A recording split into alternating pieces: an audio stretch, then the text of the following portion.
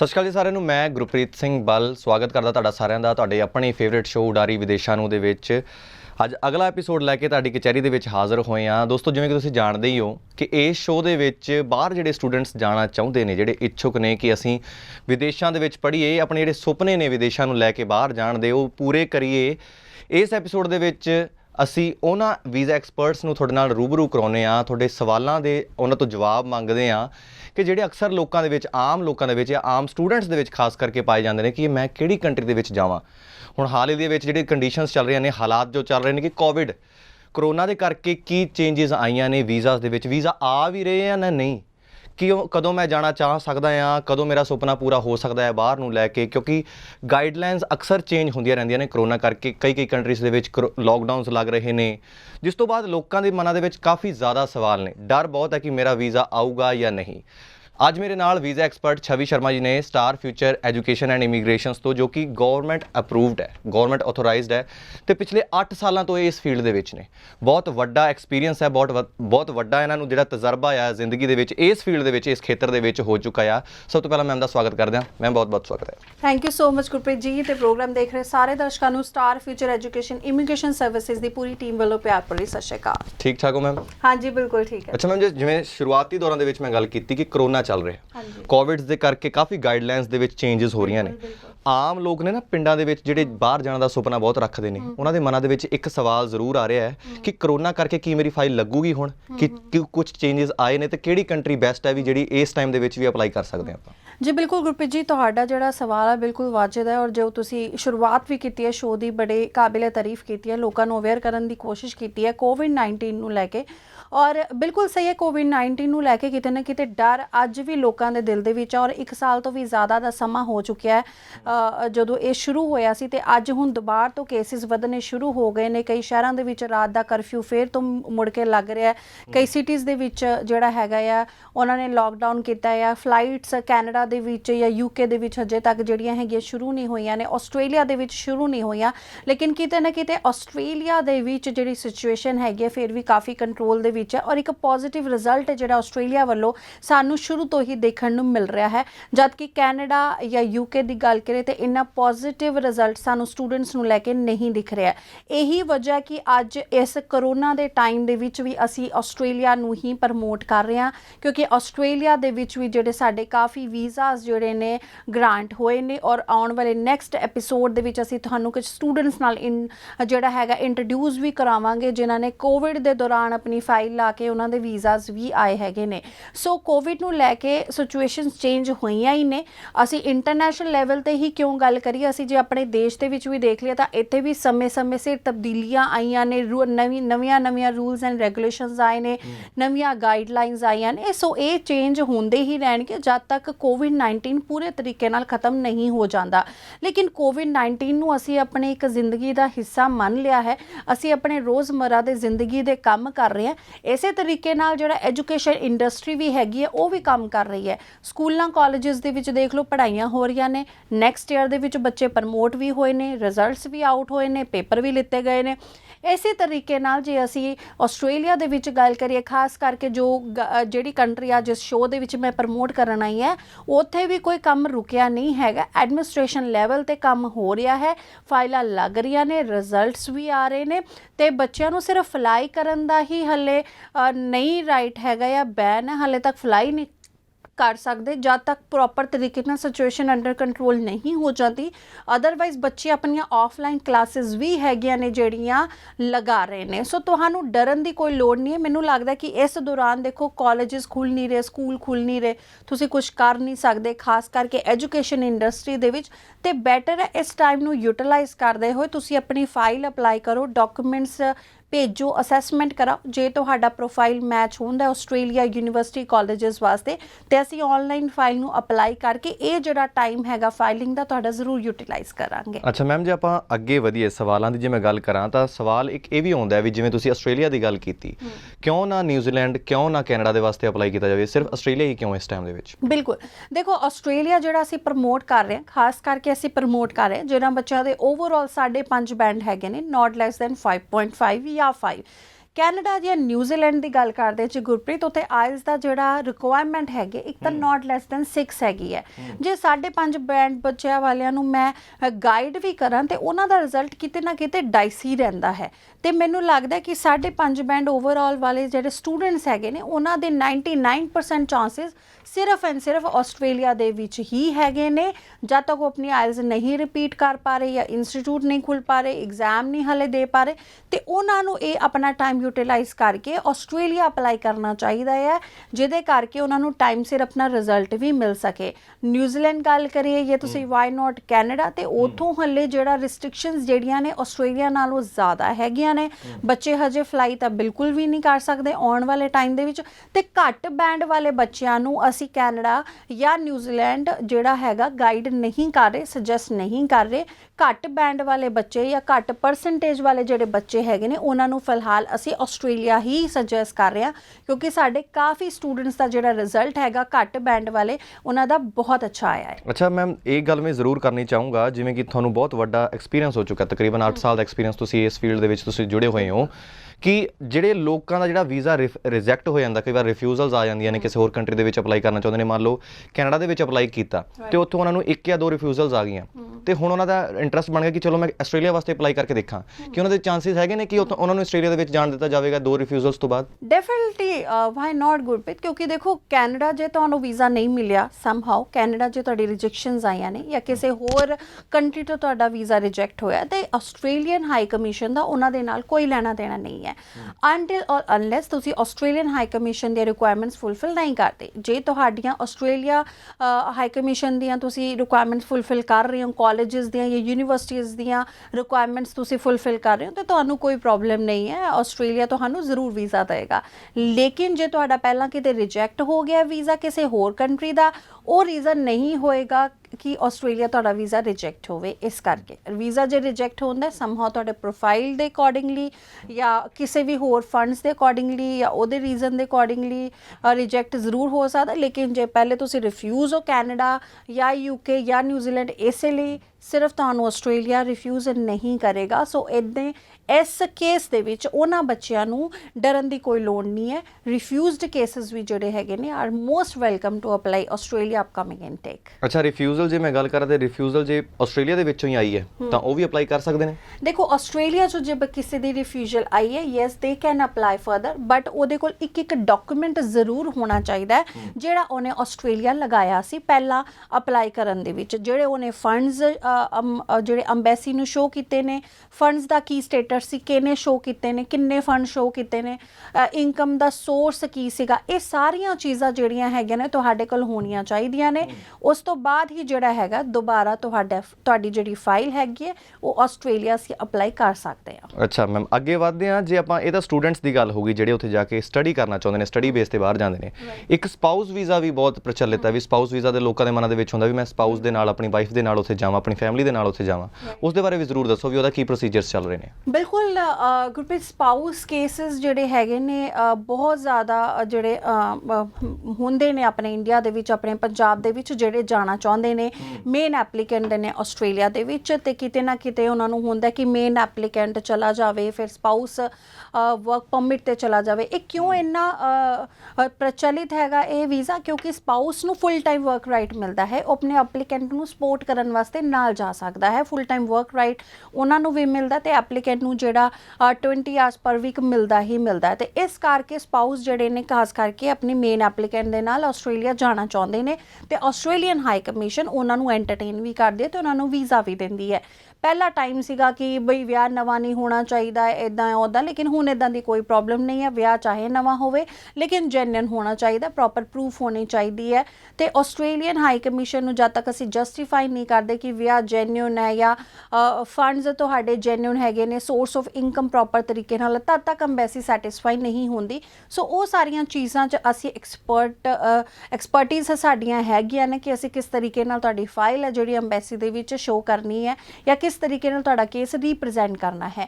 ਜਿਹੜੇ ਸਪਾਊਸ ਬਾਹਰ ਜਾਣਾ ਚਾਹੁੰਦੇ ਨੇ ਉਹਨਾਂ ਵਾਸਤੇ ਖਾਸ ਕਰਕੇ ਹਦਾਇਤਾਂ ਹੈਗੀਆਂ ਨੇ। ਜੇ ਤੁਹਾਡਾ ਐਪਲੀਕੈਂਟ 12ਵੀਂ ਪਾਸ ਹੈਗਾ ਆ ਤੇ ਤਾਂ ਤੁਸੀਂ ਨਾਲ ਜਾਣਾ ਚਾਹੁੰਦੇ ਤੇ ਤੁਸੀਂ ਨਾਲ ਨਹੀਂ ਜਾ ਸਕਦੇ, ਤੁਸੀਂ 3 ਮਹੀਨੇ ਬਾਅਦ ਜਾਓਗੇ। ਲੇਕਿਨ ਜੇ ਤੁਹਾਡਾ ਐਪਲੀਕੈਂਟ ਆਲਰੇਡੀ ਇੱਥੇ ਬੈਚਲਰ ਕਰ ਚੁੱਕਿਆ ਹੈ, ਫਿਰ ਤੁਸੀਂ ਜਿਹੜਾ ਆਪਣੇ ਮੇਨ ਐਪਲੀਕੈਂਟ ਦੇ ਨਾਲ ਟਰੈਵਲ ਕਰ ਸਕਦੇ ਹੋ। ਇਹ 2 ਕੇਸ ਹੈਗੇ ਨੇ ਤੇ ਤੁਹਾਨੂੰ ਧਿਆਨ 'ਚ ਰੱਖਣਾ ਪੈਣਾ। ਤੁਸੀਂ ਕਦੇ ਵੀ ਕਿਸੇ ਦੀ ਏਜੰਟ ਦੀ ਗੱਲਾਂ ਦੇ ਵਿੱਚ ਨਹੀਂ ਆਉਣਾ ਜੀ। 12ਵੀਂ ਪਾਸ ਪਾਊਸ ਹੈ ਜੇ ਐਪਲੀਕੈਂਟ ਹੈ ਤੇ ਤੁਸੀਂ ਨਾਲ ਜਾ ਸਕਦੇ ਹੋ, ਇੱਦਾਂ ਦੀ ਕੋਈ ਪ੍ਰੋਬਲਮ ਨਹੀਂ, ਇੱਦਾਂ ਦਾ ਕੋਈ ਰੂਲ ਨਹੀਂ ਹੈਗਾ। ਸਪਾਊਸ ਵੀਜ਼ਾ ਜਿਹੜਾ ਜੇ ਕਿਸੇ ਨੇ ਬੈਚਲਰ ਕੀਤੀ ਹੈ ਤੇ ਉਹ ਪੋਸਟ ਗ੍ਰੈਜੂਏਸ਼ਨ ਦੇ ਵਿੱਚ ਜਾ ਰਿਹਾ ਤਾਂ ਉਹਨਾਂ ਦਾ ਸਪਾਊਸ ਨਾਲ ਜਾ ਸਕਦਾ ਹੈ। ਜੇ ਕੋਈ ਬੈਚਲਰ ਦੇ ਵਿੱਚ ਐਡਮਿਸ਼ਨ ਲਿੱਤੀ ਹੈ ਤਾਂ ਸਪਾਊਸ 12ਵੀਂ ਤੋਂ ਬਾਅਦ ਨਾਲ ਨਹੀਂ ਜਾ ਸਕਦਾ। ਇਹ ਜਿਹੜਾ ਨਵਾਂ ਰੂਲ ਹੈਗਾ ਹੈ ਜ਼ਰੂਰ ਐਮਬੈਸੀ ਨੇ ਚੇਂਜ ਕੀਤਾ ਸੀ ਸਪਾਊਸ ਨੂੰ ਲੈ ਕੇ। ਹਾਂ, ਵਿਆਹ ਪੁਰਾਣਾ ਹੈ ਨਵਾਂ, ਇਹ ਥੋੜ੍ਹਾ ਜਿਹਾ ਹੁਣ ਰੂਲ ਖਤਮ ਹੋ ਚੁੱਕਾ ਹੈ, ਉਹਦਾ ਕੋਈ ਜ਼ਿਆਦਾ ਇੰਨਾ ਇੰਪੋਰਟੈਂਸ ਨਹੀਂ। ਲੇਕਿਨ ਹਾਂ, ਐਪਲੀਕੈਂਟ ਜਿਹੜਾ ਹੈਗਾ ਇਟ ਸ਼ੁੱਡ ਬੀ ਬੈਚਲਰ, ਉਸ ਤੋਂ ਬਾਅਦ ਹੀ ਉਹ ਜਿਹੜਾ ਸਪਾਊਸ ਨੂੰ ਆਪਣੇ ਨਾਲ ਵਰਕ ਪਰਮਿਟ ਤੇ ਓਪਨ ਵਰਕ ਪਰਮਿਟ ਦੇ ਨਾਲ ਲੈ ਕੇ ਜਾ ਸਕਦਾ ਹੈ। ਸੋ ਇਹ ਰੂਲਸ ਨਵੇਂ ਜ਼ਰੂਰ ਹੋਏ ਨੇ। ਜੇ ਬਾਕੀ ਇਹਨਾਂ ਦੇ ਅਸੀਂ ਕੋਰਸਿਸ ਜਾਂ ਕਾਲਜਿਸ ਜਾਂ ਯੂਨੀਵਰਸਿਟੀਜ਼ ਦੀ ਗੱਲ ਕਰਦੇ ਹਾਂ ਤੇ ਸਪਾਊਸ ਵਾਸਤੇ ਸਾਡੇ ਕੋਲ ਲੈਵਲ 1 ਦੀਆਂ ਯੂਨੀਵਰਸਿਟੀਜ਼ ਹੈਗੀਆਂ ਨੇ ਜਿੱਥੇ ਐਡਮਿਸ਼ਨ ਲੈ ਸਕਦੀਆਂ ਨੇ, ਔਰ ਸਾਡੀ ਜਿਹੜੀ ਆਫਰ ਲੈਟਰ ਵੀ ਹੈਗੀ ਯੂਨੀਵਰਸਿਟੀ ਦੀ ਬਹੁਤ ਜਲਦੀ ਆ ਜਾਂਦੀ ਹੈ, ਔਰ ਸਟੂਡੈਂਟਸ ਜਿਹੜੇ ਨੇ ਬਹੁਤ ਈਜ਼ੀਲੀ ਆਪਣਾ ਕੇਸ ਫਿਲਹਾਲ ਇਹ ਟਾਈਮ ਨੂੰ ਯੂਟਿਲਾਈਜ਼ ਕਰਦੇ ਹੋਏ ਅਪਲਾਈ ਕਰ ਸਕਦੇ ਨੇ। ਜੀ, ਮੈਂ ਦਰਸ਼ਕੋ ਅੱਗੇ ਵੀ ਦੱਸ ਦੇਵਾਂ ਕਿ ਜਿਹੜੇ ਵੀ ਲੋਕ ਜਿਹੜੇ ਸਟੂਡੈਂਟਸ ਮਨਾਂ ਦੇ ਵਿੱਚ ਜਿਨ੍ਹਾਂ ਦੇ ਸਵਾਲ ਆ ਰਹੇ ਨੇ ਕਿ ਅਸੀਂ ਮੇਰੇ ਮਨ ਦੇ ਵਿੱਚ ਇਹ ਜ਼ਹਿਨ ਦੇ ਵਿੱਚ ਇੱਕ ਸਵਾਲ ਆ ਰਿਹਾ, ਮੈਂ ਪੁੱਛਣਾ ਚਾਹੁੰਦਾ, ਜੇ ਤੁਸੀਂ ਵੀ ਪੁੱਛਣਾ ਚਾਹੁੰਦੇ ਹੋ ਤਾਂ ਤੁਹਾਡੀ ਟੀਵੀ ਸਕਰੀਨ ਤੇ ਇੱਕ ਨੰਬਰ ਫਲੈਸ਼ ਹੋ ਰਿਹਾ ਹੋਊਗਾ 9592 501 501। ਤੁਸੀਂ ਹੁਣ ਕਾਲ ਕਰਕੇ ਤੁਸੀਂ ਜੋ ਵੀ ਤੁਹਾਡੇ ਮਨ ਦੇ ਵਿੱਚ ਜ਼ਹਿਨ ਦੇ ਵਿੱਚ ਸਵਾਲ ਆਉਂਦੇ ਨੇ ਕਿ ਮੇਰੀ ਆਹ ਫਾਈਲ ਹੈ, ਤੁਸੀਂ ਸਾਰਾ ਪ੍ਰੋਸੀਜਰ ਜਿਹੜਾ ਆ ਸਟਾਫ ਨੂੰ ਦੱਸ ਸਕਦੇ ਹੋ, ਕਾਲ ਤੇ ਦੱਸ ਸਕਦੇ ਹੋ ਤੇ ਤੁਹਾਡੇ ਪੂਰੇ ਸਵਾਲਾਂ ਦੇ ਜਿਹੜੇ ਚੰਗੀ ਤਰ੍ਹਾਂ ਦੇ ਜਵਾਬ ਨੇ ਉਹ ਪੂਰੇ ਦਿੱਤੇ ਜਾਣਗੇ। ਤੁਸੀਂ ਹੁਣੀ ਜਿਹੜੇ ਸਕਰੀਨ ਤੇ ਜਿਹੜਾ ਫਲੈਸ਼ ਹੋ ਰਿਹਾ ਨੰਬਰ ਤੁਸੀਂ ਉਹ 'ਤੇ ਹੁਣੀ ਕਾਲ ਕਰੋ। ਅੱਛਾ ਮੈਮ, ਅੱਗੇ ਵਧਦੇ ਹਾਂ। ਜਿਵੇਂ ਤੁਸੀਂ ਸਪਾਊਸ ਵੀਜ਼ੇ ਦੀ ਗੱਲ ਕੀਤੀ ਤੇ ਸਪਾਊਸ ਵੀਜ਼ੇ ਦਾ ਜਿਵੇਂ ਸਟੂਡੈਂਟ ਦੀ ਜਿਹੜੇ ਵੀਜ਼ੇ ਦੇ ਗਾਈਡਲਾਈਨਸ ਹੁੰਦੀਆਂ ਨੇ ਖਾਸ ਕਰਕੇ ਆਇਲਸ ਦੀਆਂ, ਤਾਂ ਉਹਨਾਂ ਦੇ ਕੁਝ ਸਕੋਰਿੰਗ ਅੱਡ ਹੁੰਦੀ ਹੈ। ਕੀ ਸਪਾਊਸ ਦੀ ਵੀ ਸਕੋਰਿੰਗ ਅੱਡ ਹੁੰਦੀ ਹੈ? ਜੀ ਬਿਲਕੁਲ, ਸਪਾਊਸ ਦੀ ਜੇ ਅਸੀਂ ਗੱਲ ਕਰੀਏ ਤੇ ਉਹਨਾਂ ਦੇ ਓਵਰਆਲ 6 ਬੈਂਡ ਹੋਣੇ ਚਾਹੀਦੇ ਨੇ, ਨਾਟ ਲੈਸ ਦੈਨ 5.5, ਤਾਂ ਹੀ ਉਹਨਾਂ ਦਾ ਜਿਹੜਾ ਮੇਨ ਐਪਲੀਕੈਂਟ ਦਾ ਜਿਹੜਾ ਸਪਾਊਸ ਹੈਗਾ ਉਹ ਨਾਲ ਜਾ ਸਕਦਾ ਹੈ। ਘੱਟ ਬੈਂਡ ਵਾਲੇ ਜਿਹੜੇ ਜੇ ਕੋਈ ਦੇਖ ਰਿਹਾ ਐਪਲੀਕੈਂਟ ਔਰ ਆਪਣੇ ਸਪਾਊਸ ਨੂੰ ਨਾਲ ਲੈ ਕੇ ਜਾਣਾ ਚਾਹੁੰਦਾ ਹੈ ਤੇ ਬੈਟਰ ਹੈ ਉਹ ਆਪਣੀ ਆਇਲਸ ਰਿਪੀਟ ਕਰ ਲੇ। ਲੇਕਿਨ ਜਿਹੜਾ ਤਾਂ ਜਾਈ +2 ਤੋਂ ਬਾਅਦ ਰਿਹਾ ਉਹਦੇ ਲਈ ਕੋਈ ਪ੍ਰੋਬਲਮ ਨਹੀਂ, ਉਹ ਓਵਰਆਲ 5.5 ਤੇ ਵੀ ਅਪਲਾਈ ਕਰ ਸਕਦਾ ਹੈ। ਲੇਕਿਨ ਜੇ ਤੁਸੀਂ ਬੈਚਲਰ ਤੋਂ ਬਾਅਦ ਜਾ ਰਹੇ ਨੇ ਤੇ ਓਵਰਆਲ ਤੁਹਾਡੇ 6 ਬੈਂਡ ਸਕੋਰ ਹੋਣਾ ਚਾਹੀਦਾ, ਨਾਟ ਲੈਸ ਦੈਨ 5.5। ਇਨ ਕੇਸ ਜੇ ਤੁਹਾਡਾ 5.5 ਸਕੋਰ ਹੈ ਹੀ ਹੈ ਤੇ ਫਿਰ ਬੈਟਰ ਹੈ ਕਿ ਤੁਸੀਂ ਆਪਣੇ ਸਪਾਊਸ ਨੂੰ ਨਾਲ ਅਪਲਾਈ ਨਾ ਕਰੋ। ਸਪਾਊਸ ਤੁਹਾਡੇ ਬਾਅਦ ਦੇ ਵਿੱਚ ਤੁਹਾਨੂੰ ਉੱਥੇ ਕੰਪਨੀ ਕਰ ਲੇਗਾ। ਸੋ ਉਹ ਚੀਜ਼ਾਂ ਅਸੀਂ ਤੁਹਾਨੂੰ ਪ੍ਰੋਪਰ ਤਰੀਕੇ ਨਾਲ ਗਾਈਡ ਕਰਾਂਗੇ ਕਿ ਜੀ ਸਾਡੇ ਬੈਂਡ ਤੇ ਇੰਨੇ ਹੀ ਨੇ, ਬਾਰ-ਬਾਰ ਜ਼ਿਆਦਾ ਨਹੀਂ ਆ ਰਹੇ, ਸਪਾਊਸ ਸਾਡਾ ਨਾਲ ਜਾਣਾ ਚਾਹੁੰਦਾ ਤੇ ਤੁਸੀਂ ਦੱਸੋ ਅਸੀਂ ਕਿਵੇਂ ਅਪਲਾਈ ਕਰੀਏ। Then we will let you know then how we will represent your case in front of visa officer ਕਿ ਤੁਸੀਂ ਸਿੰਗਲ ਐਪਲੀਕੈਂਟ ਹੋ ਜਾਂ ਤੁਸੀਂ ਸਪਾਊਸ ਦੇ ਨਾਲ ਜਾਣਾ ਹੈ। ਸੋ ਉਹ ਚੀਜ਼ਾਂ ਦੇਖ ਪਰਖ ਕੇ ਹੀ ਅਸੀਂ ਤੁਹਾਨੂੰ ਸੁਜੈਸਟ ਕਰ ਸਕਦੇ ਹਾਂ। ਜੀ ਅੱਛਾ ਮੈਮ, ਇੱਕ ਸਵਾਲ ਹੋਰ ਹੋਊਗਾ, ਜਿਵੇਂ ਆਸਟ੍ਰੇਲੀਆ ਦੀ ਜਿਹੜੀਆਂ ਵੱਡੇ ਸ਼ਹਿਰ ਨੇ ਜਿਵੇਂ ਮੈਲਬਰਨ ਹੋ ਗਿਆ, ਪਰਥ ਹੋ ਗਿਆ, ਇਹਨਾਂ ਵਰਗੇ ਸ਼ਹਿਰਾਂ ਦੇ ਵਿੱਚ ਪਹਿਲਾਂ ਤਾਂ ਪਰਥ ਵੀ ਜਿਹੜਾ ਸੀ ਰੂਰਲ ਏਰੀਆ ਦੇ ਵਿੱਚ ਆਉਂਦਾ ਸੀ, ਪਰ ਅੱਜ ਕੱਲ੍ਹ ਜਿਹੜਾ ਉਹ ਸ਼ਹਿਰ ਬਣ ਚੁੱਕਾ ਆ।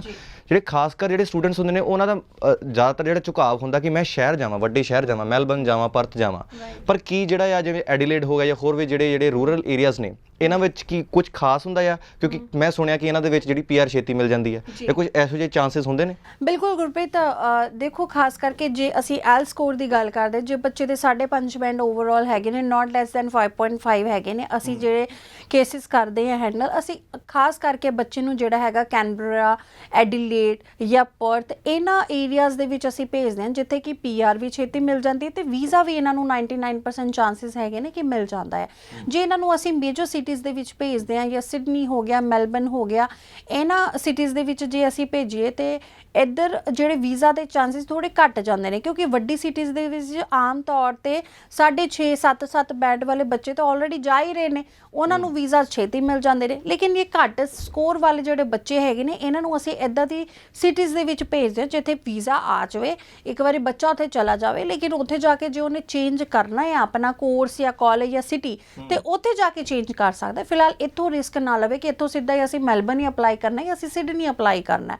ਸੋ ਸਾਡੀ ਕੋਸ਼ਿਸ਼ ਰਹਿੰਦੀ ਕਿ ਬੱਚੇ ਨੂੰ ਇੱਕ ਵਾਰੀ ਵੀਜ਼ਾ ਮਿਲ ਜੇ ਉਹਨੂੰ ਚੇਂਜ ਕਰਨੀ ਆਪਣੀ ਸਿਟੀ ਪ੍ਰੈਫਰੈਂਸ ਹੈ ਜਾਂ ਕਾਲਜ ਪ੍ਰੈਫਰੈਂਸ ਹੈ ਤੇ ਉੱਥੇ ਜਾ ਕੇ ਉਹ ਚੇਂਜ ਕਰ ਸਕਦਾ ਹੈ, ਇੱਥੋਂ ਰਿਸਕ ਨਾ ਲਵੇ। ਕਿਉਂਕਿ ਇੱਥੋਂ ਸਾਡੀ ਕੋਸ਼ਿਸ਼ ਰਹਿੰਦੀ ਕਿ ਦੇਖੋ ਤੁਹਾਡੇ ਮਾਪਿਓ ਦੀ ਮਿਹਨਤ ਦੀ ਕਮਾਈ ਹੈਗੀ ਹੈ, ਤੁਸੀਂ ਫੀਸ ਵੀ ਪੇ ਕਰਨੀ ਹੈ, ਤੁਸੀਂ ਸਾਰੇ ਖਰਚੇ ਪੇ ਕਰਨੇ ਨੇ ਤੇ ਉਹ ਖਰਾਬ ਨਾ ਹੋਣ, ਉਹ ਵੇਸਟ ਨਾ ਹੋਣ, ਉਹ ਟਾਈਮ ਸਿਰ ਜਿਹੜਾ ਹੈਗਾ ਤੁਹਾਡੀ ਇੱਕ ਵਧੀਆ ਇਨਵੈਸਟਮੈਂਟ ਹੋਵੇ, ਮਾਪਿਓ ਦੀ ਮਿਹਨਤ ਦੀ ਕਮਾਈ ਲੱਗੀ ਹੋਣੀ ਹੁੰਦੀ ਹੈ ਤੇ ਸਾਡੀ ਕੋਸ਼ਿਸ਼ ਰਹਿੰਦੀ ਕਿ ਅਸੀਂ ਸਮਝਾ ਕੇ ਬੱਚੇ ਨੂੰ ਇੱਦਾਂ ਦੀ ਜਗ੍ਹਾ ਅਪਲਾਈ ਕਰੀਏ ਜਿੱਥੇ 99% ਉਹਨਾਂ ਦਾ ਵੀਜ਼ਾ ਆ ਜਾਏ, ਉਸ ਤੋਂ ਬਾਅਦ ਉਹ ਆਪਣੀ ਮਰਜ਼ੀ ਦੇ ਨਾਲ ਕਿਤੇ ਵੀ ਚਲਾ ਜਾਵੇ। ਦੇਖੋ ਤੁਹਾਡੇ ਪੈਸੇ ਦੀ ਵੈਲਿਊ ਨੂੰ ਅਸੀਂ ਸਮਝਦੇ ਹਾਂ, ਇਸੇ ਲਈ ਅਸੀਂ ਪੰਜਾਬ ਸਰਕਾਰ ਮਾਨਤਾ ਪ੍ਰਾਪਤ ਕੰਪਨੀ ਹੈ ਤੇ ਤੁਹਾਡੇ ਪੈਸੇ ਸਾਡੀ ਕੰਪਨੀ ਦੇ ਵਿੱਚ 100% ਸੇਫ ਨੇ। ਸੋ ਮੇਰੀ ਕੰਪਨੀ ਦੇ ਵਿੱਚ ਕਿਉਂ ਅਪਲਾਈ ਕਰੋ, ਸਭ ਤੋਂ ਵੱਡਾ ਰੀਜ਼ਨ ਇਹੀ ਹੈ ਕਿ ਮੇਰੀ ਕੰਪਨੀ ਦੇ ਵਿੱਚ ਪੈਸੇ ਕਦੇ ਵੀ ਖਰਾਬ ਨਹੀਂ ਹੁੰਦੇ, ਕਿਉਂਕਿ ਆਮ ਤੌਰ ਤੇ ਕਈਆਂ ਦਾ ਨਹੀਂ ਵੀ ਵੀਜ਼ਾ ਆਂਦਾ ਤੇ ਮੈਂ ਬੜੇ ਵਾਰ ਦੇਖੇ ਨੇ ਕਿ ਉਹਨਾਂ ਦਾ 2-2 2.5 3-3 ਲੱਖ ਰੁਪਏ ਦਾ ਨੁਕਸਾਨ ਹੋ ਜਾਂਦਾ ਹੈ। ਲੇਕਿਨ ਮੇਰੀ ਕੰਪਨੀ ਦੇ ਵਿੱਚ ਤੁਹਾਡੇ ਅੰਬੈਸੀ ਫੀਸ ਤੋਂ ਇਲਾਵਾ ਹੋਰ ਕਿਸੇ ਚੀਜ਼ ਦਾ ਕੋਈ ਵੀ ਨੁਕਸਾਨ ਨਹੀਂ ਹੁੰਦਾ। ਇਸ ਚੀਜ਼ ਦੀ ਮੈਂ ਗਾਰੰਟੀ ਵੀ ਦੇ ਸਕਦੇ, ਤਾਂ ਤੁਸੀਂ ਲਿਖ ਕੇ ਵੀ ਸਾਡੇ ਤੋਂ ਲੈ ਸਕਦੇ ਹੋ ਤੇ ਇਦਾਂ ਦੀ ਕੋਈ ਪ੍ਰੋਬਲਮ ਨਹੀਂ ਹੈ। ਜਿਹੜੇ ਵੀ ਅਪਲਾਈ ਕਰਨਾ ਚਾਹੁੰਦੇ ਨੇ ਅਪਕਮਿੰਗ ਇਨਟੇਕ ਵਾਸਤੇ 9592 501 501 ਸਾਡਾ ਫੋਨ ਨੰਬਰ ਹੈ। ਤੁਸੀਂ ਹੁਣੇ ਕਾਲ ਕਰਕੇ ਆਪਣਾ ਇੱਕ ਵਾਰੀ ਪ੍ਰੋਫਾਈਲ ਸ਼ੇਅਰ ਕਰੋ, ਇਨਫੋਰਮੇਸ਼ਨ ਲਵੋ, ਆਫਿਸ ਆ ਕੇ ਮਿਲੋ, ਜੇ ਚੰਗਾ ਲੱਗਦਾ ਅਪਲਾਈ ਕਰਵਾਓ, ਅਦਰਵਾਈਜ਼ ਜਿੱਥੋਂ ਤੁਹਾਡਾ ਦਿਲ ਹੈ ਤੁਸੀਂ ਉੱਥੋਂ ਅਪਲਾਈ ਕਰਾ ਸਕਦੇ ਜੀ। ਅੱਛਾ ਮੈਮ, ਸੁਣਨ ਦੇ ਵਿੱਚ ਇਹ ਆਇਆ ਕਿ ਜਿਹੜਾ ਕੈਨੇਡਾ ਜਾਂ ਹੋਰ ਕੰਟਰੀਜ਼ ਨੇ ਉਹਨਾਂ ਦੇ ਵਿੱਚ ਜਿਹੜੇ ਵਰਕਿੰਗ ਆਵਰਸ ਨੇ ਉਹਨਾਂ ਦਾ ਸਕੇਜੂਲ ਥੋੜਾ ਹੋਰ ਹੈ, ਡਿਫਰੈਂਟ ਹੈ ਬਾਕੀ ਕੰਟਰੀਜ਼ ਨਾਲੋਂ। ਯਾਨੀ ਕਿ ਜੇ ਮੈਂ ਆਸਟ੍ਰੇਲੀਆ ਦੀ ਗੱਲ ਕਰਾਂ, ਇਹਦੇ ਵਿੱਚ ਵਰਕਿੰਗ ਆਵਰਸ ਦਾ ਕੁਝ ਸਕੇਜੂਲ ਜਿਹੜਾ ਆ ਬਾਕੀ ਕੰਟਰੀਜ਼ ਨਾਲੋਂ ਅੱਡ ਹੈ। ਮੈਂ ਚਾਹੁੰਦਾ ਵੀ ਜਿਹੜੇ, ਕਿਉਂਕਿ ਜ਼ਿਆਦਾਤਰ ਜਿਹੜੇ ਸਟੂਡੈਂਟਸ ਹੁੰਦੇ ਨੇ ਉਹਨਾਂ ਦੇ ਮਨ ਦੇ ਵਿੱਚ ਇਹ ਵੀ ਹੁੰਦਾ ਜੇ ਮੈਂ ਸਟੱਡੀ ਕਰ ਰਿਹਾ ਤਾਂ ਨਾਲ ਦੇ ਨਾਲ ਮੈਂ ਕੋਈ ਵਰਕ ਵੀ ਕਰਾਂ, ਤਾਂ ਕਿ ਜਿਹੜੇ ਮੈਂ ਪੈਸੇ ਨੇ ਕੁਝ ਘਰ ਭੇਜ ਸਕਾਂ ਜਾਂ ਕੁਝ ਮੈਂ ਆਪਣੀ ਸਟੱਡੀ ਤੇ ਲਗਾ ਸਕਾਂ ਜਾਂ ਫਰਦਰ ਜਿਹੜੀ ਫਿਊਚਰ ਦੇ ਵਾਸਤੇ ਉੱਥੇ ਮੈਂ ਸੇਵਿੰਗ ਕਰ ਸਕਾਂ। ਤਾਂ ਉਹਦੇ ਵਿੱਚ ਜਿਹੜੇ ਵਰਕਿੰਗ ਆਵਰਸ ਕੀ ਨੇ, ਕਿੰਨਾ ਕੁ ਤੁਹਾਨੂੰ ਟਾਈਮ ਮਿਲ ਸਕਦਾ ਜੇ ਕੋਈ ਇੱਕ ਸਟੂਡੈਂਟ ਤੇ ਜਾ ਰਿਹਾ ਹੈ? ਸਪਾਊਸ ਦੇ ਵਿੱਚ ਤੁਸੀਂ ਦੱਸਿਆ ਹੀ ਹੈ ਕਿ ਜਿਵੇਂ ਫੁੱਲ ਟਾਈਮ ਵਰਕ ਆਪਾਂ ਕਰ ਸਕਦੇ ਹਾਂ ਜੀ, ਉਹਦਾ ਪਲੀਜ਼ ਉਹਦਾ ਵੀ ਸਾਨੂੰ ਜ਼ਰੂਰ ਦੱਸੋ ਜੀ। ਬਿਲਕੁਲ, ਦੇਖੋ ਜਿਹੜੇ ਸਟੂਡੈਂਟ ਜਾਂਦੇ ਨੇ 20 ਆਵਰਸ ਪਰ ਵੀਕ ਉੱਥੇ ਕੰਮ ਕਰ ਸਕਦੇ ਨੇ, ਕੋਈ ਪ੍ਰੋਬਲਮ ਨਹੀਂ ਹੈ। ਔਰ ਆਸਟ੍ਰੇਲੀਆ ਦੇ ਵਿੱਚ ਵੇਜ ਰੇਟ ਵੀ ਜਿਹੜਾ ਹੈਗਾ ਕੈਨੇਡਾ ਨਾਲੋਂ ਸਭ ਤੋਂ ਜ਼ਿਆਦਾ ਹੈਗਾ ਹੈ। ਜੇ ਕੈਨੇਡਾ $11 ਤੁਹਾਨੂੰ ਪਰ ਆਰ ਦੇ ਮਿਲਦੇ ਨੇ ਤੇ ਆਸਟ੍ਰੇਲੀਆ ਦੇ ਵਿੱਚ ਤੁਹਾਨੂੰ $21 ਦੇ ਅਕੋਰਡਿੰਗਲੀ ਪਰ ਆਰ ਮਿਲਦੇ ਨੇ। ਸੋ ਇਹ ਚੀਜ਼ਾਂ ਦਾ ਇੱਕ ਬਹੁਤ ਵੱਡਾ ਡਿਫਰੈਂਸ ਹੈ, ਜਿਸ ਕਰਕੇ ਬੱਚੇ ਆਪਣੇ ਪੈਸੇ ਬਹੁਤ ਜਲਦੀ ਉੱਥੇ ਪੂਰੇ ਕਰ ਲੈਂਦੇ ਨੇ। ਔਰ ਈਵਨ ਇੱਕ ਵਾਰੀ ਫੀਸ ਪੇ ਕੀਤੀ ਹੁੰਦੀ ਹੈ, ਮੁੜ ਕੇ ਬੱਚੇ ਦੁਬਾਰਾ ਕਦੀ ਵੀ ਪੈਸੇ ਜਿਹੜੇ ਨੇ ਮਾਪਿਓ ਤੋਂ ਨਹੀਂ ਮੰਗਵਾਉਂਦੇ, ਉਹ ਆਪਣੀਆਂ ਫੀਸਿਸ ਉੱਥੇ ਆਪੇ ਅਰਨ ਕਰਕੇ ਪੇ ਕਰਦੇ ਨੇ। ਔਰ ਜਿਹੜੀ ਆਸਟ੍ਰੇਲੀਆ ਦੇ ਵਿੱਚ ਜਿਹੜੀ ਸਿਟੀਜ਼ ਦੇ ਵਿੱਚ ਅਸੀਂ ਤੁਹਾਨੂੰ ਭੇਜ ਰਹੇ ਹਾਂ, ਉੱਥੇ PR ਲੈਣੀ ਵੀ ਬਹੁਤ ਸੌਖੀ ਹੈਗੀ ਹੈ ਤੇ ਜਲਦੀ ਹੋ ਜਾਂਦੀ ਹੈ। ਆਮ ਤੌਰ ਤੇ ਲੋਕਾਂ ਦੀ ਸ਼ਿਕਾਇਤ ਰਹਿੰਦੀ ਸੀ ਜੀ PR ਨਹੀਂ ਮਿਲਦੀ, ਬੜੀ ਪ੍ਰੋਬਲਮ ਲੈਂਦੀ ਹੈ। ਦੇਖੋ ਇੱਥੇ PR ਦੀ ਕੋਈ ਪ੍ਰੋਬਲਮ ਨਹੀਂ ਹੋਊਗੀ।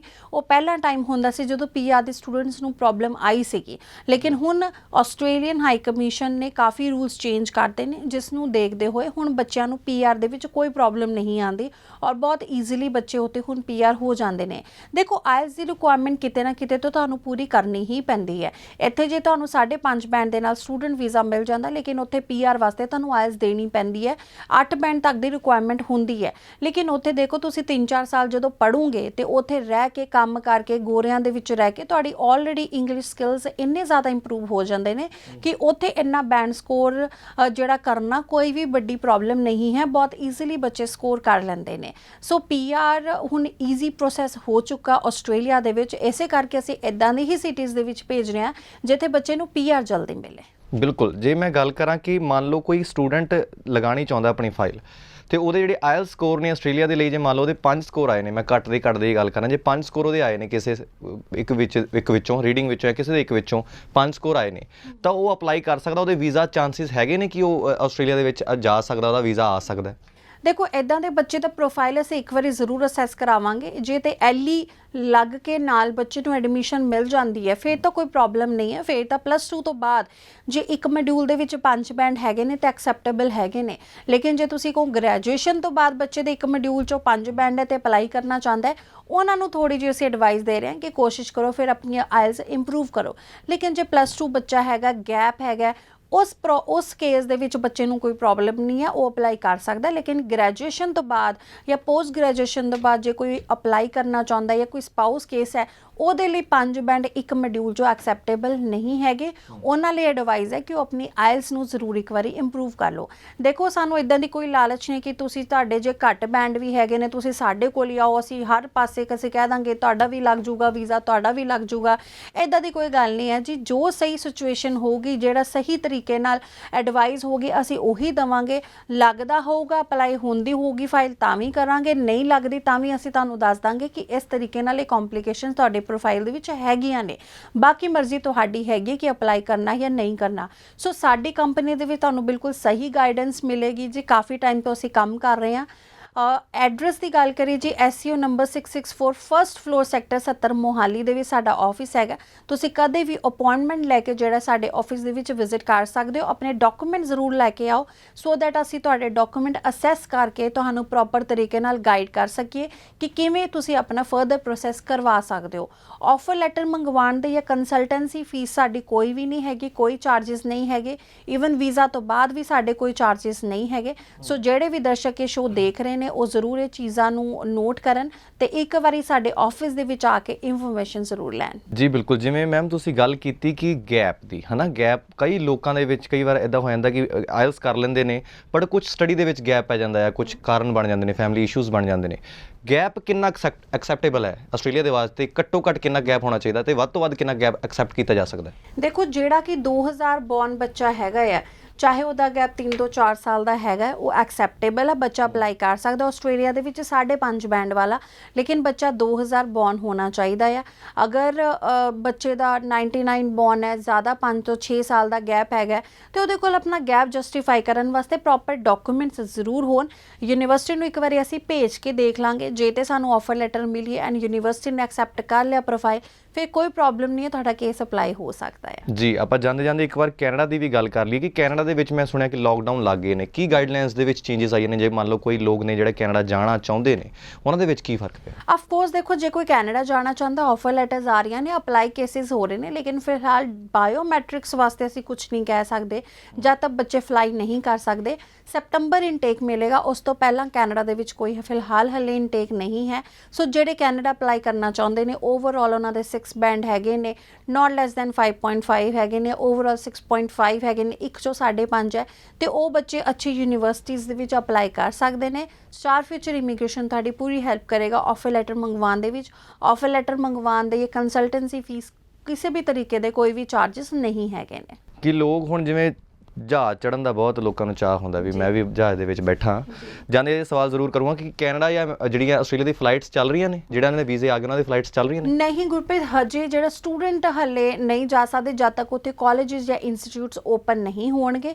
ਜਦੋਂ ਉਹ ਓਪਨ ਹੋ ਜਾਣਗੇ ਸਟੂਡੈਂਟਸ ਇੱਥੋਂ ਫਲਾਈ ਕਰ ਸਕਦੇ ਨੇ, ਉਹਦੇ 'ਚ ਕੋਈ ਪ੍ਰੋਬਲਮ ਨਹੀਂ। ਯਾਨੀ ਜਿਨ੍ਹਾਂ ਦਾ ਵੀਜ਼ਾ ਆਇਆ ਹੋਇਆ ਉਹ ਇੱਥੇ ਆਨਲਾਈਨ ਕਲਾਸਿਸ ਲਗਾ ਰਹੇ ਨੇ? ਬਿਲਕੁਲ, ਇੱਥੇ ਆਨਲਾਈਨ ਕਲਾਸਿਸ ਲਗਾ ਰਹੇ ਨੇ, ਉਹ ਵੇਟ ਕਰਨ, ਕੋਈ ਪ੍ਰੋਬਲਮ ਨਹੀਂ ਹੈ। ਇੱਕ ਵਾਰੀ ਵੀਜ਼ਾ ਆਉਣਾ ਜ਼ਿਆਦਾ ਇੰਪੋਰਟੈਂਟ ਹੈ।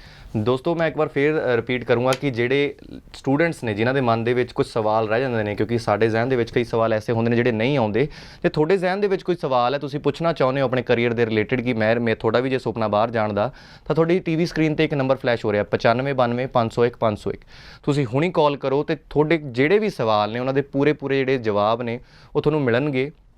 ਬਿਨਾਂ ਕਿਸੇ ਦੇਰੀ ਤੋਂ ਤੁਸੀਂ ਇਹਨਾਂ ਦਾ ਆਫਿਸ ਵੀ ਵਿਜ਼ਿਟ ਕਰ ਸਕਦੇ ਹੋ। ਆਪਣੇ ਡਾਕੂਮੈਂਟਸ ਬਿਲਕੁਲ ਮੈਂ ਜ਼ਰੂਰ ਦੱਸੂਗਾ ਕਿ ਆਪਣੇ ਜਿਹੜੇ ਡਾਕੂਮੈਂਟਸ ਨੇ, ਜੇ ਤੁਹਾਡਾ ਆਇਲਸ ਸਕੋਰ ਆ, ਤੁਸੀਂ ਪਹਿਲਾਂ ਕਿਸੇ ਫਾਈਲ ਲਗਾਈ ਹੋਈ ਹੈ, ਕਿਸੇ ਰਿਫਿਊਜ਼ਲ ਆਏ ਨੇ, ਤੁਸੀਂ ਜਿਹੜੇ ਆਪਣੇ ਸਾਰੇ ਡਾਕੂਮੈਂਟਸ ਨੇ ਉਹ ਜ਼ਰੂਰ ਉੱਥੇ ਆਫਿਸ ਦੇ ਵਿੱਚ ਲੈ ਕੇ ਵਿਜ਼ਿਟ ਕਰੋ ਤਾਂ ਕਿ ਇਹ ਆਪਣਾ 100% ਦੇ ਸਕਣ। ਕਿਉਂਕਿ ਇਹਨਾਂ ਦਾ ਹੁੰਦਾ ਹੈ ਕਿ ਇਹ 100% ਨਹੀਂ, ਆਪਣਾ 110% ਦੇਣਾ ਚਾਹੁੰਦੇ ਨੇ। ਪਰ ਕਈ ਵਾਰ ਕੀ ਹੁੰਦਾ ਵੀ ਸਟੂਡੈਂਟਸ ਜਿਹੜੇ ਉੱਥੇ ਨੇ ਕਿ ਸਿਰਫ ਪੁੱਛਣ ਵਾਸਤੇ ਚਲੇ ਜਾਂਦੇ ਨੇ, ਡਾਕੂਮੈਂਟਸ ਨਹੀਂ ਲੈ ਕੇ ਜਾਂਦੇ। ਮੈਂ ਜ਼ਰੂਰ ਗੁਜ਼ਾਰਿਸ਼ ਕਰੂੰਗਾ ਕਿ ਜਿਹੜੇ ਸਟੂਡੈਂਟਸ ਚਾਹੁੰਦੇ ਨੇ ਕਿ ਅਪਲਾਈ ਕੀਤਾ ਜਾਵੇ, ਉਹ ਆਪਣੇ ਜਿਹੜੇ ਡਾਕੂਮੈਂਟਸ ਨੇ ਸਾਰੇ ਜਿਹੜੇ ਨੇ ਬਕਾਇਦਾ ਪ੍ਰੂਫਸ ਨੇ ਉਹ ਉੱਥੇ ਜ਼ਰੂਰ ਲੈ ਕੇ ਜਾਣ, ਆਫਿਸ ਵਿਜ਼ਿਟ ਕਰਨ, ਜਾਂ ਤੁਸੀਂ ਹੁਣੀ ਕਾਲ ਕਰ ਸਕਦੇ ਹੋ 9592 501 501। ਬਹੁਤ ਬਹੁਤ ਧੰਨਵਾਦ ਮੈਮ। ਮੈਨੂੰ ਲੱਗਦਾ ਜਿਹੜੇ ਸਟੂਡੈਂਟਸ ਜਿਹੜੇ ਦੇਖ ਰਹੇ ਨੇ ਉਹ ਵੀ ਖੁਸ਼ ਹੋਏ ਹੋਣਗੇ ਇਹ ਚੀਜ਼ ਦੇਖ ਕੇ ਕਿ ਸਾਡੇ ਜਿਹੜੇ ਸਵਾਲ ਸੀ ਜ਼ਿਆਦਾਤਰ, ਕਿਉਂਕਿ ਲੋਕਾਂ ਦੇ ਮਨਾਂ ਦੇ ਵਿੱਚ ਇਹ ਹੁੰਦਾ ਕਿ ਮੈਂ ਕਦੋਂ ਬਾਹਰ ਜਾਵਾਂ, ਮੈਂ ਕਦੋਂ ਬਾਹਰ ਜਾਵਾਂ, ਕਿਉਂਕਿ ਖਾਸ ਕਰ ਜ਼ਿਆਦਾਤਰ ਯੂਥ ਦਾ ਹੁਣ ਇਹੀ ਹੋ ਗਿਆ ਕਿ ਮੈਂ ਬਾਹਰ ਫੋਰਨ ਪੜ੍ਹਨਾ ਚਾਹੁੰਦਾ, ਮੈਂ ਬਾਹਰ ਫੋਰਨ ਪੜ੍ਹਨਾ ਚਾਹੁੰਦਾ। ਤੇ ਮੈਨੂੰ ਲੱਗਦਾ ਹੈ ਕਿ ਜਿਹੜੇ ਜ਼ਿਆਦਾਤਰ ਲੋਕਾਂ ਦੇ ਜਿਹੜੇ ਸਵਾਲ ਸੀ, ਸਟੂਡੈਂਟਸ ਦੇ ਜਿਹੜੇ ਸਵਾਲ ਸੀ, ਉਹਨਾਂ ਦੇ ਜਵਾਬ ਉਹਨਾਂ ਨੂੰ ਮਿਲ ਹੀ ਗਏ ਹੋਣਗੇ। ਬਹੁਤ ਬਹੁਤ ਧੰਨਵਾਦ ਤੁਹਾਡਾ ਮੈਮ ਸਮਾਂ ਦੇਣ ਦੇ ਲਈ। ਸੋ ਦੋਸਤੋ, ਉਡਾਰੀ ਵਿਦੇਸ਼ਾਂ ਨੂੰ ਦੇ ਅਗਲੇ ਐਪੀਸੋਡ ਦੇ ਨਾਲ ਜਲਦ ਹੀ ਹਾਜ਼ਰ ਹੋਵਾਂਗੇ। ਤਦ ਤੱਕ ਲਈ ਮੈਨੂੰ ਯਾਨੀ ਕਿ ਗੁਰਪ੍ਰੀਤ ਸਿੰਘ ਬੱਲ ਨੂੰ ਦਿਓ ਇਜਾਜ਼ਤ ਤੇ ਵੇਖਦੇ ਰਹੋ। ਧੰਨਵਾਦ।